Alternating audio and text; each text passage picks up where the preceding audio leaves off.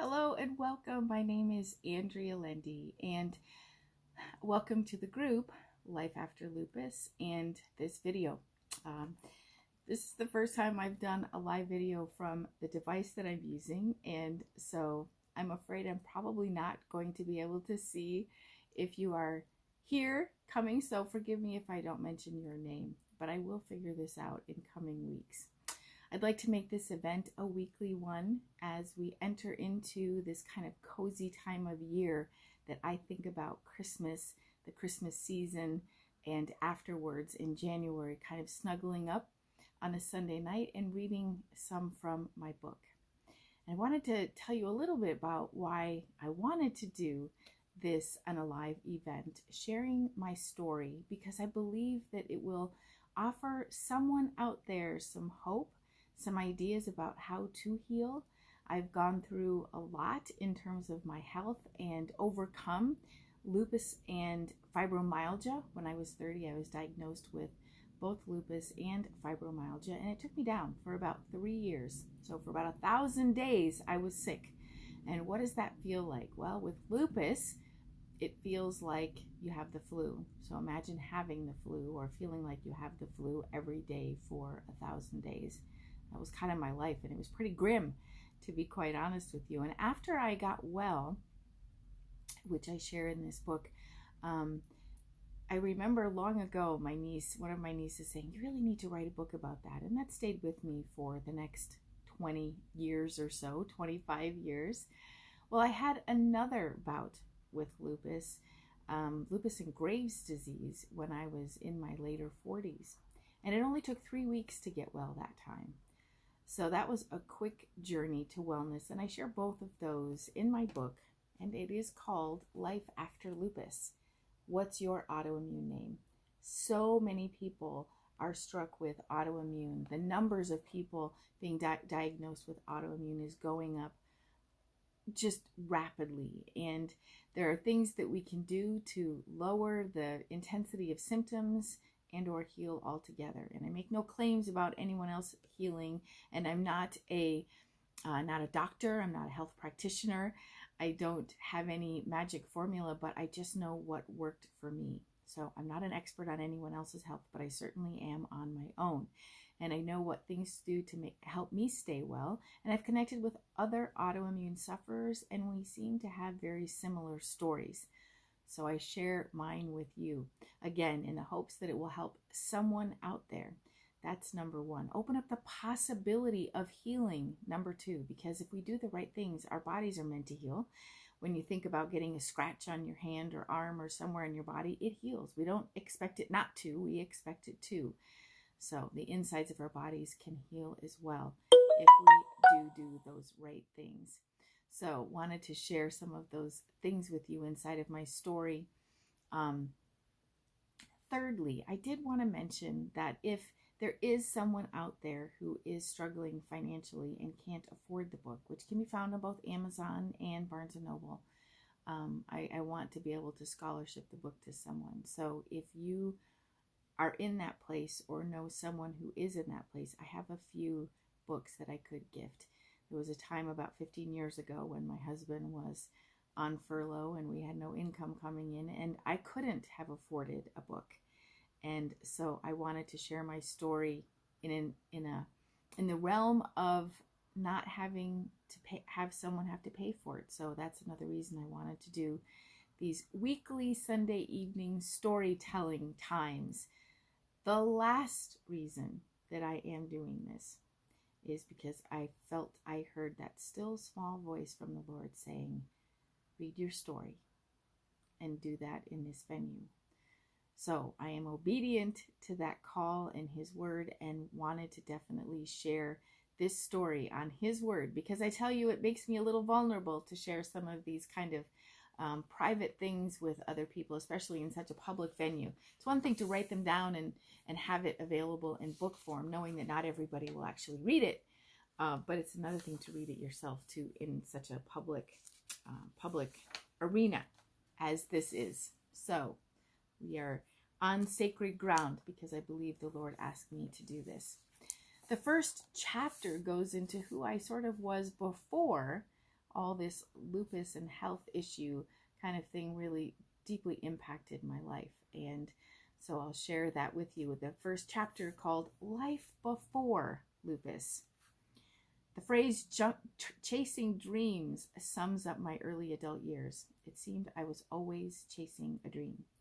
At first I chased college and completed a bachelor's degree with 2 majors and a minor at a private Lutheran college in Minnesota. And so if any of my high school or college friends are watching or will watch at some point, that was Concordia College.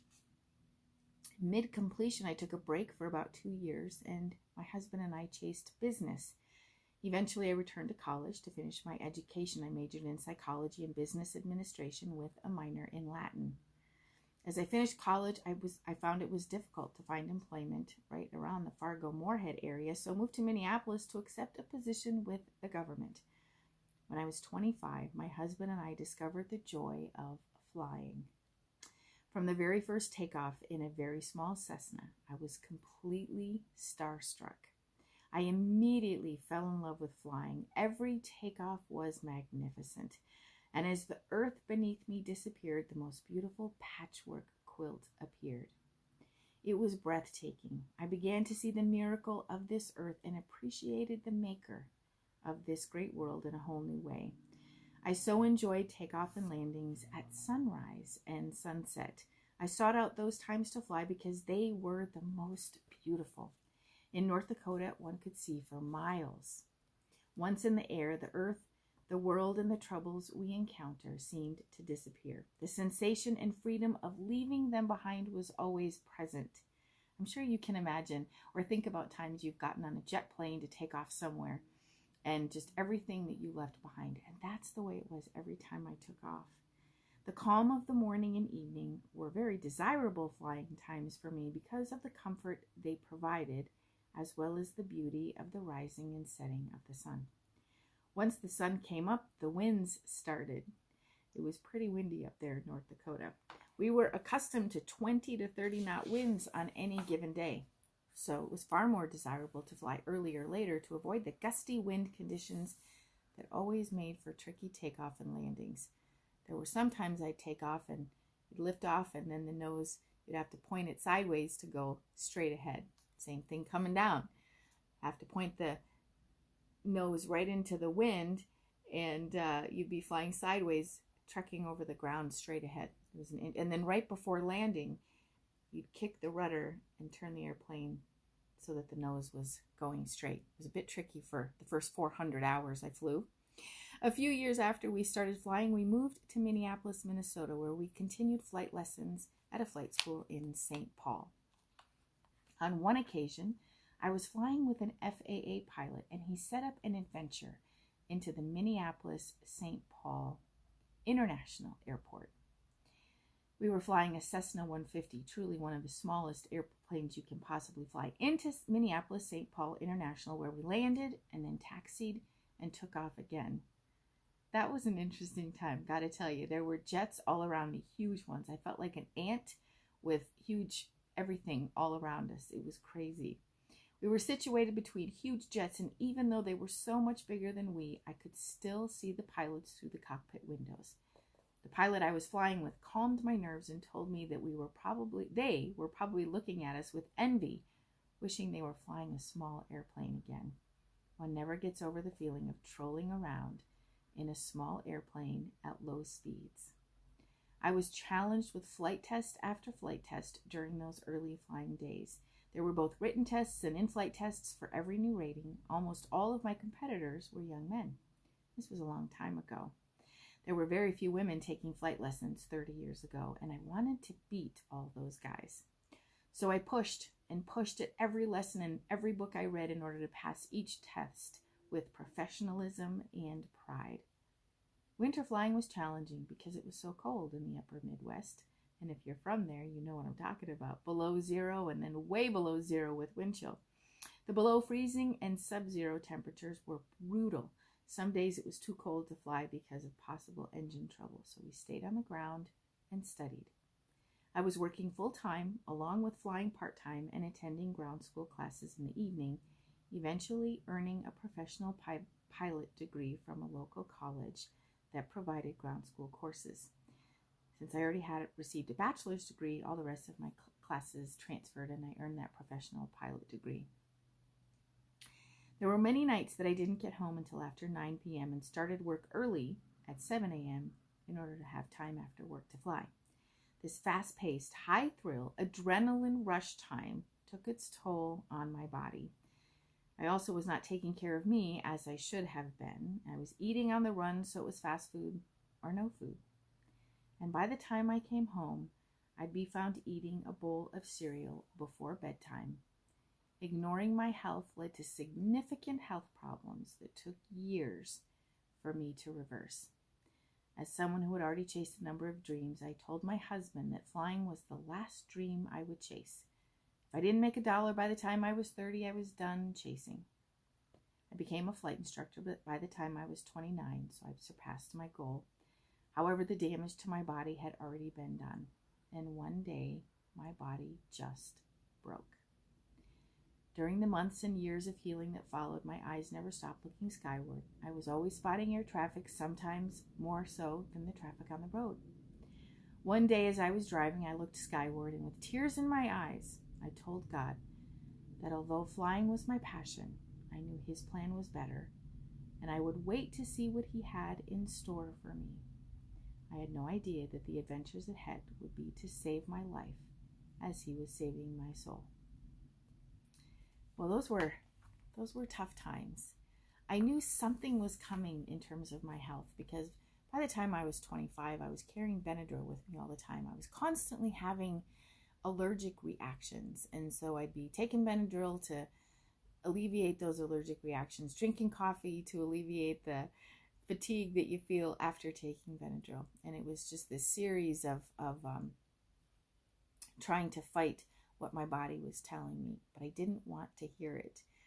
The skies were too awesome and magnificent. It was one of the most wonderful times in my life in terms of thrill and wonder. Oh my gosh, to be able to be up in a small plane and look at that patchwork quilt below me was magnificent. It's different than flying in a jet, because in a jet you quickly get over that and you're up in the sky above the clouds if there were clouds and close to the sun, and you miss the gorgeous patchwork quilt that is below. So those were beautiful days for me. They were interesting days, to say the least. My first solo flight, which you fly within the first 20 to 25 hours, I flew from Fargo over to Park Rapids, and I think to Bemidji, and then back home. And it was an interesting flight. Remember, I was 25 hours into it. I really didn't know what the heck I was doing, but I left early in the morning. And I remember, and my flight instructor met me. He had to meet me at the airport, and he stayed there until I got back. And he said, Andrea, just remember, the airplane will hold up longer than you do. If you run into turbulence, it will last longer than you. And let me tell you, I ran into turbulence that day. On the way back, I had made it out to, I think, Bemidji, and then on the way back, I was scared to death. And on one of those stops, you stop, you land, and then you take back off again. There was a knob. It's called the carburetor heat. You always put the carb heat on when you're taking off or landing, to keep the engine warm so you don't get any ice in the engine. Even if it's a warm day, the water can turn to ice, the moisture in the engine. You don't want that to happen. So I'm pulling out this knob, and it's supposed to just, little pull, like pull it out, the carb heat turns on, and the cable kept coming, and I ended up with this long cable, like about as long as an oil stick. And I called my flight instructor, and then we didn't have cell phones. I had to call from the FBO there and said, what do I do? Do I fly home? Do I stay? And he said, well, there's a good chance that when you pulled the cable, it turned the carb heat on. So yes, get back up and get home. Otherwise, he had to come get me. And that wasn't going to happen. Well, it would have happened if there was no other choice. But I did take off and land safely. But the whole way on that last leg of the flight, it was so bumpy. And I just kept looking at the wings as they're flapping in the wind. And I'm just sitting there bouncing around, just remembering my flight instructor's words saying, Andrea, the plane will last longer than you do. I had many a wonderful flight, absolutely gorgeous, wonderful flights. Pilots will tell you there's hours and hours of sheer boredom with moments of sheer terror. And that's what it's like to fly. But most of the time, it's absolutely gorgeous, peaceful. It was a wonderful part of my life. And then when I got sick, I had to give all that up. So it was hard to give that up. And this last, the last paragraph that I read to you kind of described that a little bit. So with that, I will sign off and look forward to seeing you next week. Another little story time, the next chapter in my book, Sharing My Journey. Again, to open up the possibility of healing, to share my journey, learning that it is possible to heal, what I did to get well eventually as we get through the rest of this story, and to provide this story for those who cannot afford this book. Let me know if there's someone in your world that desperately needs this book. Again, it can be found on Amazon and barnesandnoble.com. But if there is someone who cannot afford it, please do let me know. I have a few that I'm able to gift. So with that, I look forward to next time sharing the next chapter in the journey when I first got sick. Thanks.